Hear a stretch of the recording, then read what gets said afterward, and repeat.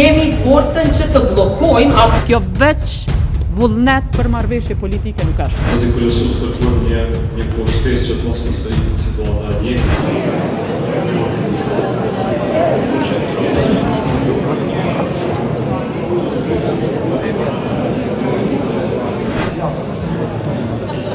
Plus që të zeni të gjithë vendët që shqiptimi e deputetëve të numëroj së pranishmit në seancë.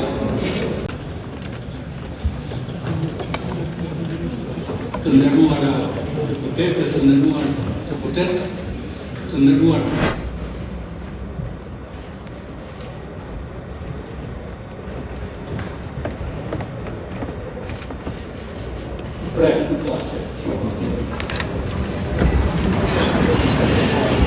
Lëvizja e vendosur padyshim që e ka emrin e njëjtë, është zonja Albina Haxhiu si e propozuar, por ne meqense e kemi pa që të gjitha subjektet politike që është janë prononcuar se do ta kishin qëndrimin e njëjtë, edhe në këtë seancë, mendoj që kjo situatë politike nuk mund të zgjidhet përveçse me një marrëveshje politike. Ashtu siç votuar në kryetarin e vendit, atë koncept duhet ta kishte edhe kryetari i vendit. Pa një fabrikën e një mazhoroncë këtu në kryetarin e vendit, nuk do të mund të themelohet vetë vendi. Mirë, po kjo e njëjta logjikë është edhe për kryetarin. Sikur ne ta zonë ta kishim shumicën, do të mund t'i blokoni brenda kryetarit të vendit. A është kjo arsyeshme? Atër ne, zoti kryesus, kërkuar një poshtesë që të mos përsëritet situata e njëjtë. Pas këtij propozimi, unë konsideroj se ndërpritet seanca respektive. Mbledhemi sërish të mërkurën me 23 fretë në orën 10.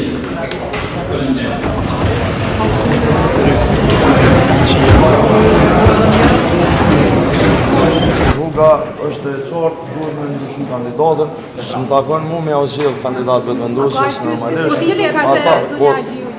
Të njëjtë për bënë i cili kandidat. Që kjo është kryesorja, i kanë edhe 47 jetë, letë provoj. Kjo blokad nuk mundet me vazhdu, dhe lëviza të vendosje ka përgjithësi me zhbloku kuvendin, mos më dojnë bloku. Partitë opozitare, subjektet opozitare vazhdojnë blokadën apo vazhdojnë taktikat blokuse në konstituimin e kuvendit. Pra e pamë edhe sot, ngjashëm siç ishte rasti me verifikimin apo votimin e raportit për verifikim të mandateve, ku opozita fillimisht votoi kundër për ta bllokuar atë proces dhe pastaj në fund ndryshuan qëndrim, mirë po u dashë pra vendi t'i humb 4 ditë dhe 2 seanca me radhë në mënyrë që të kthehen në pikën fillestare dhe të votojnë për një raport i cili ishte procedural dhe kërkohet të kalojë si i tillë. E njëjta gjë është edhe për kryesinë e kuvendit. Pra kryetari dhe nënkryetari të kuvendit duhet të votohen nga të gjitha partitë që janë në kuvend e pastaj vjen radha e mandatarit për qeverinë, ku janë 15 ditë që të sigurohet shumica e nevojshme sipas kushtetutës. Kandidati jonë, siç edhe e përmendi pra Glauk Konjufca, vazhdon të jetë pra Albulena Haxhiu. Ky kandidat është propozimi i partisë fituese, apo kjo kandidat është propozimi i partisë fituese, e cila është e drejtë ekskluzive që ne garanton kushtetuta e vendit. Po shihet qartë që partitë opozitare nuk e kanë ndërmend që të ecin tutje dhe të zhbllokojnë procesin e konstituimit të kuvendit, duhet ndoshta që të ulemi njësoj siç u bë. Pra kur kishte konsultimin mes subjekteve politike për raportin e verifikimit mandateve, pra po shihet që për çdo hap të gjatë rrugës duhet ketë një dakordim dhe konsenzus politik në mënyrë që të zhbllokohet procesi.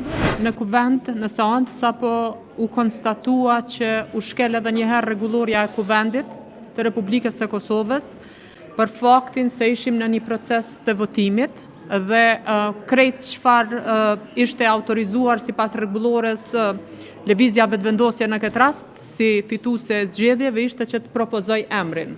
Do të thotë ish dashur që të procedohej me emër dhe menjëherë me votim. Paralelja që po e tërheq lëvizja vetëvendosje, gjithashtu edhe zoti Konjufca në seancë që po thotë që janë 2 gjana të njëjta sikur se rasti i nënkryetarëve dhe i kryetarit e kuvendit nuk është as pak e saktë, për shkak se kryetari i kuvendit përfaqëson kuvendin e Republikës së së Kosovës, ndërkohë që nënkryetaret janë përfaqësues të grupeve politike dhe kjo është arsyeja pse ata votohen në pako. Kërkesa për kohë shtesë edhe për 48 orë tjera për të arritur një marrëveshje politike ku këta a priori insistojnë se nuk do të ndryshojnë emrin e kandidatës dhe në të njëjtën kohë insistojnë në atë që është drejt e këtyrja. Në anën tjetër, gjithashtu kërkojnë nga deputetët që ata të votojnë sipas vullnetit të lëvizjes vetëvendosje dhe jo sipas vullnetit të tyre. Kjo veç vullnet për marrëveshje politike nuk është. Votimi për kryetaren e kuvendit, në kryetarët e kuvendit, është votim i cili kërkon pjesëmarrjen e të gjithë deputetëve të kuvendit të Republikës.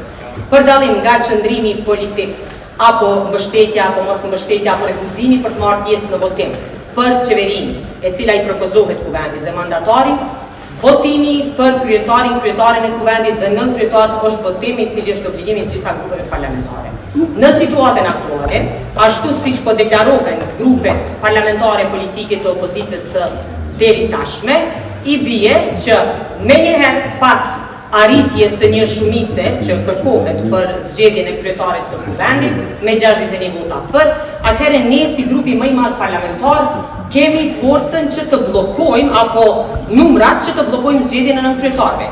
Për arsye se menjëherë janë edhe 2 votime tjera.